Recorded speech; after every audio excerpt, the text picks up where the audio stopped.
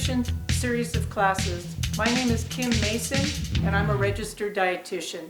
And I'm here today to talk to you about breakfast, a meal for champions.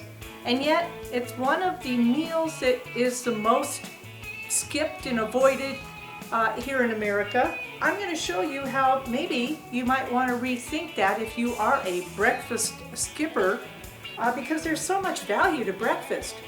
At first it starts out with, if you're a person that eats breakfast, you actually boost up the amount of vitamins and minerals that you get throughout the day just by including breakfast.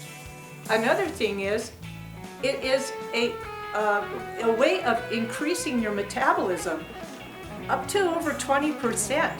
So it actually helps to reduce weight by eating breakfast. So that's a really important thing. It also helps to control blood sugar and keeps that really regular, as well as it helps to decrease the incidence of heart disease and ailments. The other thing that it does is throughout the day, it actually improves your performance and your cognitive abilities. So by eating breakfast, I mean, there is so much value that you can get out of just eating that one meal during the day. I hear a lot of excuses, no time, too much effort. Let me show you how maybe that would be a little bit, I can help you through that. While you're eating breakfast, it doesn't have to be a big giant meal. It can be as a matter of a whole grain piece of toast, maybe with peanut butter, add a banana to it.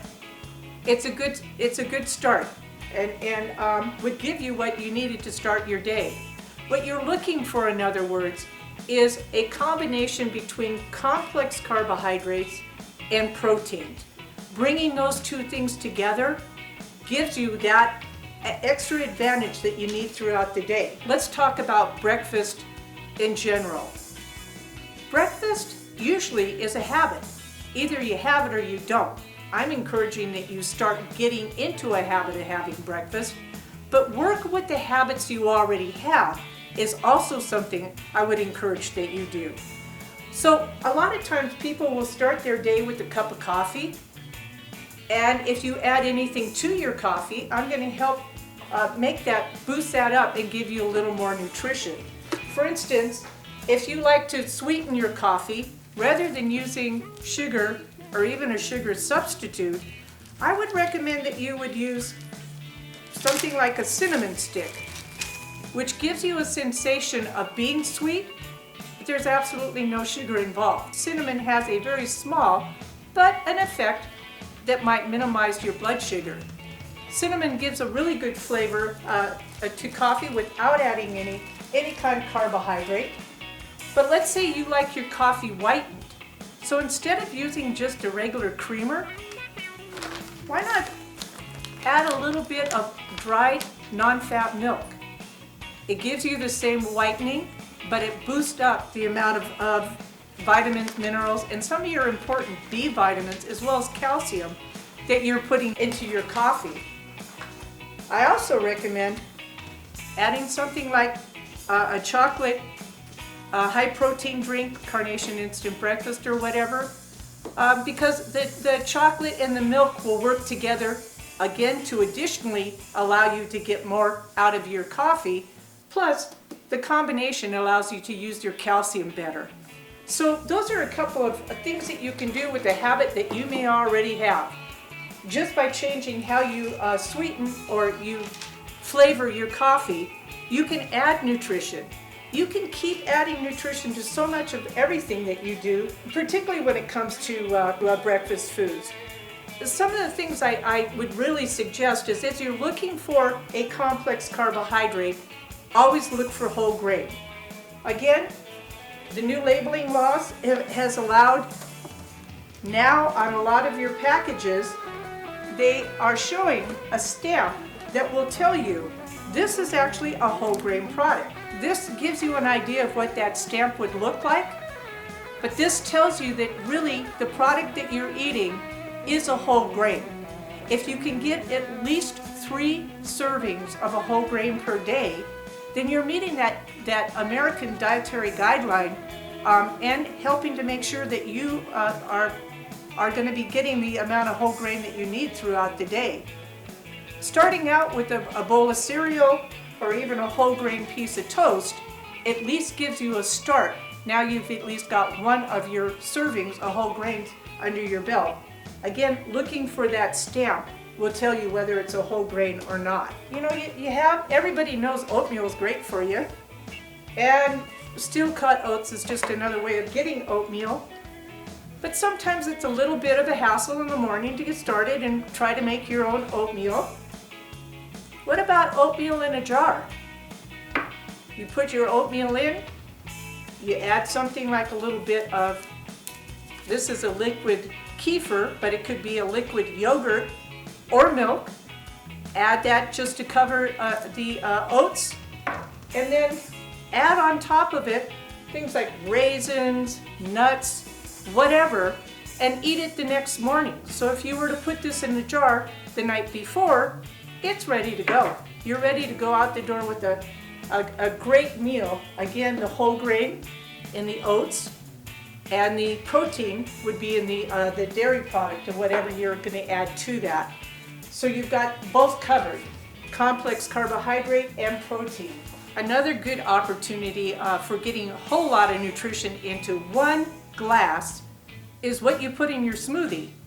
Most people tell me they start their smoothie in the morning. If they do, it's usually with the banana, strawberries, orange juice, some kind of either milk or sometimes a yogurt. I say, you know what?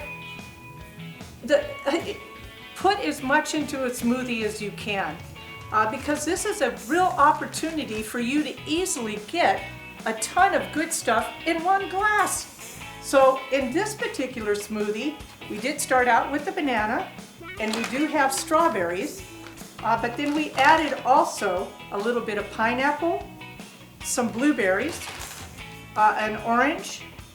These are frozen carrots. Again, how I freeze the carrots is I take a can of carrots, put them in a blender, whip them up, and then put them into ice cube trays. When I need to use a frozen carrot, I just take it out. The smoothie is a perfect use for adding in a lot of extra carrots, vitamin A and all the good things that come with it. Also add a little bit of ginger and walnuts. Then I top it all off. This happens to be kefir. I like kefir because it's pourable. There's some nice yogurt drinks that are out there as well that are good and pourable. The kefir is a little bit different than yogurt, but not very much. It's got all the beautiful probiotics in it, just like you would find in yogurt. And then just whip it up and you've got a nice smoothie. A smoothie, actually, when you take a full large size glass, is going to give you probably about 3 to 4 fruits servings in one glass. Plus you've got all the added advantage of having the protein that's coming out of your yogurt, or in this case kefir. You also have the extra protein that's coming out of the walnuts, and a little bit of vegetable in the way of the carrot. So really over the whole thing you have about 3 to 4 fruits, a half a vegetable, about a half of a protein serving, and it's all in one cup. Now if you are a diabetic, you'd want to make that cup smaller, cut it down to about an 8-ounce cup, and know that you're getting about almost 2 servings of your carbohydrates out of one glass. Easy way to do it. Now I'm not going to be able to drink all of this in one sitting, so what do? I take this blender, I put it into the refrigerator, and now I've got enough for maybe another day, or maybe even 2. So it's a real easy, quick way of getting what you need in the morning and making it most efficient. So breakfast, don't skip it. It's a good idea. Eat well, and thank you.